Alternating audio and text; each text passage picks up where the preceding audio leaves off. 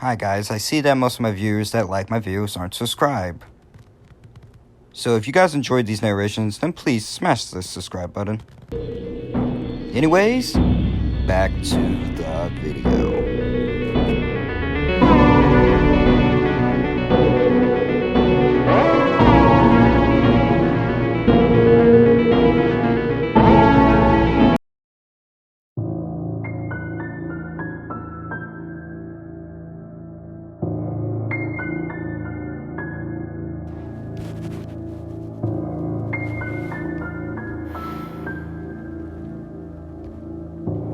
This is quite a mystery. Still to this day, I don't know what exactly happened. This took place about 15 years ago. I still remember every single detail as if I was still living in the moment. At the time, I was the second oldest of 5, with a wonderful dog named Princess Leia. Rest in peace. My sister being 12 and I being 10, my parents left to go meet up with friends. My other brothers and sisters were gone, staying at different places. My sister and I were the only ones in the house. We lived in a small, safe town. At least when we were younger, we believed that. My sister's name was Brooke. We always had a lot of fun when it was just the two of us. We were in dance classes and enjoyed them so much we practiced or come up with new dances while blaring music throughout the house. We must have been doing this for an hour when our dog started to bark at our back door. We couldn't see Leia and we couldn't see the back door. My sister started feeling creeped out, trying to get our dog to stop. I finally paused the music. We both yelled at Leia to stop and to come to us, and we moved so we could see her. She was still locked at the back door, barking so viciously. We never heard her bark that way before. My sister convinced me to go get her. As I turned the corner, I froze. I looked at Brooke, still in her eyesight, and started to cry. The back door was open. She screamed, "Oh my God!" She grabbed her phone that was sitting next to the computer. I tried to get Leia and headed to the bathroom. She wouldn't stop barking. I couldn't get her to budge, so we left her. We ran in the bathroom, this tiny half bath. We locked the door, crying at each other, thinking, what are we going to do? I told her we should climb on the built-in sink. What if someone would shoot through the door? We wouldn't get it. Our mother watches a lot of crime TV, so we climbed on the counter and she called my mom. Had to have called at least 10 times with no answer. She finally stopped and called our grandma. She lived in the next town over. We told her someone was in the house and that she needed to come get us right away. We couldn't get a hold of our mother. My grandmother's response was, I still can't believe today. This is ridiculous. You guys are fine. Call your mother. And then hangs up on us. We were terrified. We had no one that could save us. Then my dog Leia stops. She comes to the bathroom and starts whimpering. I wanted to open the door to make sure she was okay and let her in, but my sister didn't let me, probably for the best. I then, as Leia was in front of the door, she could see a shadow go around her from under the door, slowly up to the stairs. She shared the wall to the bathroom. We heard someone walk up about 5 steps, one creak in the floorboard. At that time, we got super quiet and tried calling our mom, but Leia then stopped whimpering. The creaks were gone and then there were signs. Nothing told Bob we had to get out of there. She was terrified that there might have been more than one person that we just had to wait. I picked up a hairdryer. I gave her a metal bar that hangs towels in the bathroom. I looked at her and said we had to at least try. She swung the bathroom door open. I came out waving the hairdryer. I went straight realizing I didn't see anyone and turned around to see if anyone was on the stairs. No one. She stayed in the bathroom until I turned the corner to see that the back door was initially left open, was now closed. I got scared again. We knew we heard someone go upstairs. Brooke somehow convinced me to go upstairs and check. I took Leia. She waited by the front door for my cue to run out. We didn't know where they were.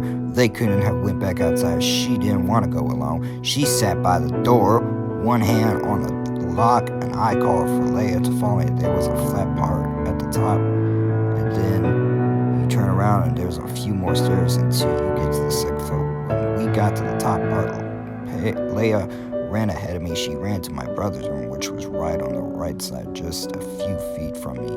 She started barking again, zeroing in on whatever was in that room. My stomach dropped. We found them. I yelled for Leia once again, crying. I got her to stop, and we ran down the stairs while yelling, "Brooke, open that door now!"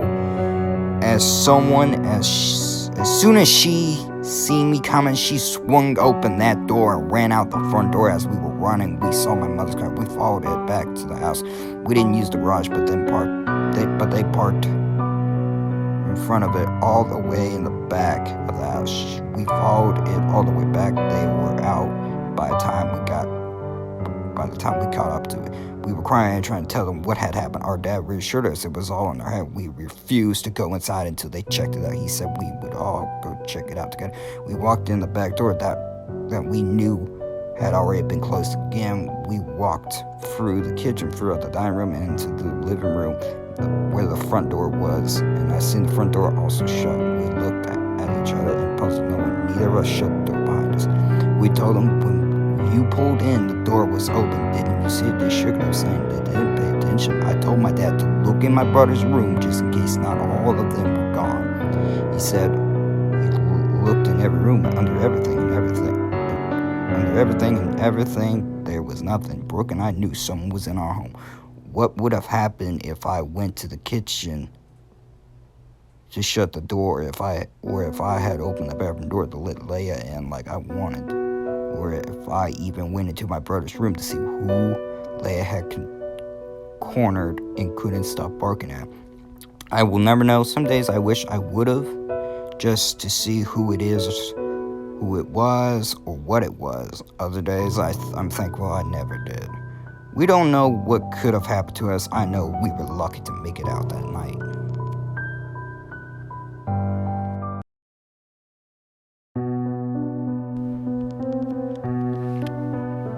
So I personally don't really believe in some ghost, but I wouldn't say I'm 100% sure about that.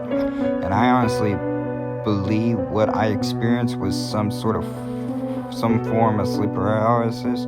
However, it still pops up in my head now and then, and I never had sleep paralysis before, nor have I had it since. So it's a bit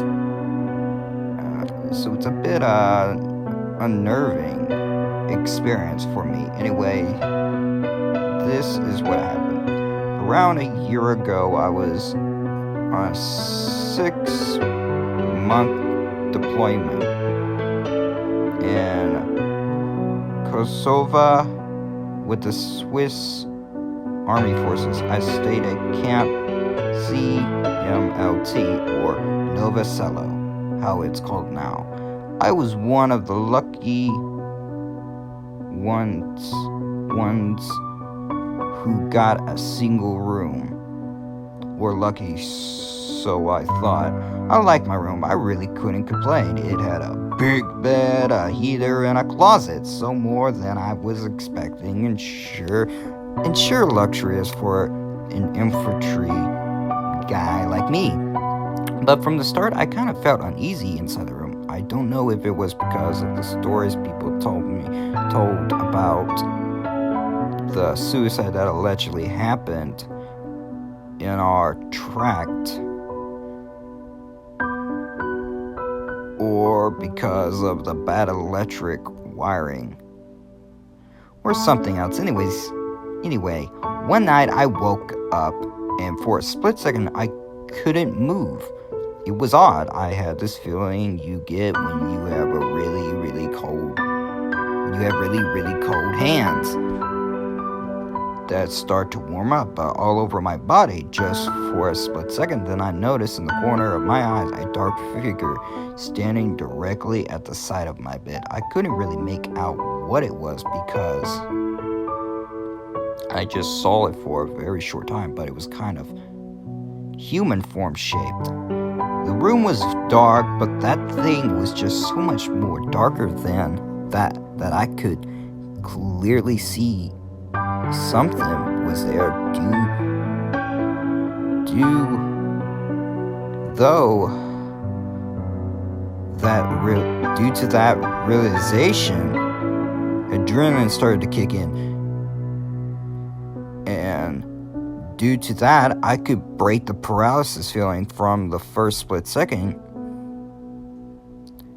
I jumped up and wanted to talk to it. Now I could actually see it, but right at that moment where my body should have connected with that thing, it was gone.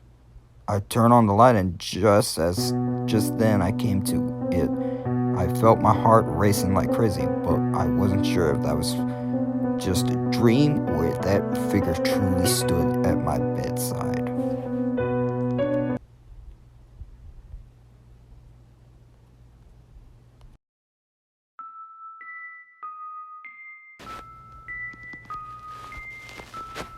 I live in England. Obviously, being English, I'm into football, soccer for the Americans.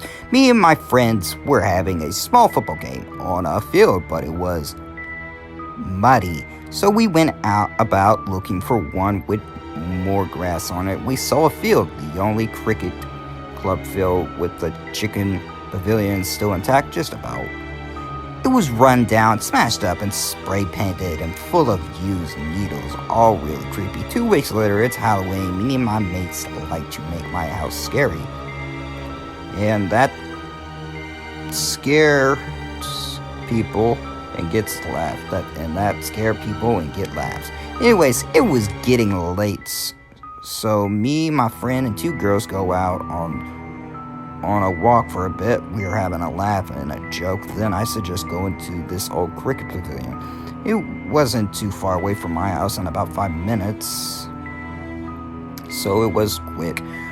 Well, usually as I was carrying one of the girls on my back because she didn't want to get muddy, we get to this gate and I'm on top about to hop in, and then my mate shines his torch on the pavilion and nothing but darkness. We walk up to it and we have a laugh and joke doing the old, "If you are in here, say something." We're all laughing until my friend shines his torch in the room opposite the face of the man. It was bone, greasy hair, yellow teeth, what looked to be a homeless, drug-using, malnourished man. He gave us a crooked smile that I always considered myself fast, but never have I ran that fast in my life. Let's just say I've never been there since.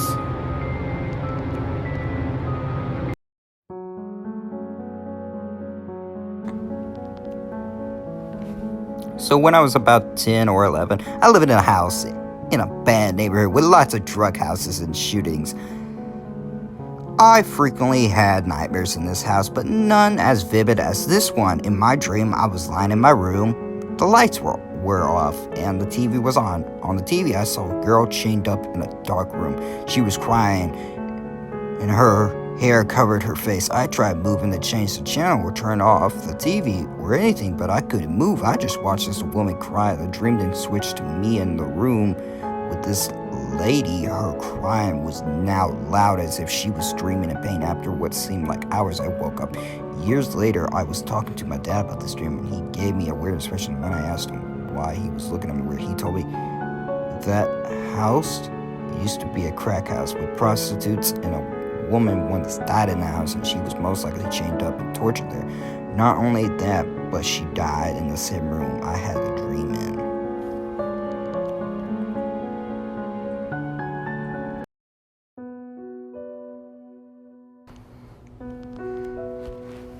So this happened when I was young, probably like 6 years at the time. It was my mom and I at the house because my stepdad was working a night shift, so he got home about 8 a.m. the next day. Where we lived, it was a small house a mile back in the woods. Into the woods. Well, one night my mom asked me to go grab her something from the car. It was probably like 12 a.m. and I hate the dark. Well, mainly what could be in it. So I go running to my mom's car and go grab what she needed. But once I was in the car, I and had what she wanted. I sat in the car for 2 minutes, preparing myself to run back inside. I get inside and go to my mom's room because we were sitting in there watching TV. My mom asked me, did I come running inside, laughing while heading to the bathroom. I looked at my mom like she was crazy, and I told her no. She told me that she heard and saw a little girl running towards the bathroom, and she was giggling. Well, after I heard that, I didn't go to sleep in my room because it scared me.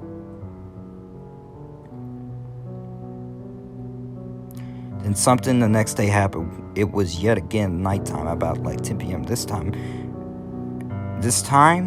and my mom and I were watching TV in her room for a while, and we saw something on TV we thought was funny, so my mom took a picture of it, and we both saw an orb in the picture, so we took on exactly like the first and only to see it was gone, so we took pictures around.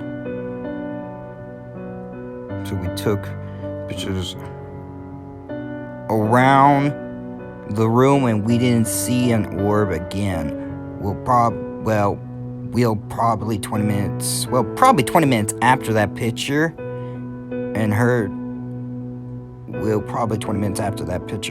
and we heard a noise, so we just thought my stepdad came back home because he forgot something, so my mom called out his name, no response, so she did it, and nothing, so she finally texted my stepdad and asked, did he come home, and he said no. Why? Well, my mom said me and her were sitting in my room watching TV, and I heard the doors open and work boots walk into your room. And then maybe a minute later, there was boot steps again, and it walks out the door. We heard them open and close each time. And when the doors closed, it was silence. The day after that, we discovered that my stepdad's grandpa built the house by hand and died in it. But my mom and I were still confused about the little girl.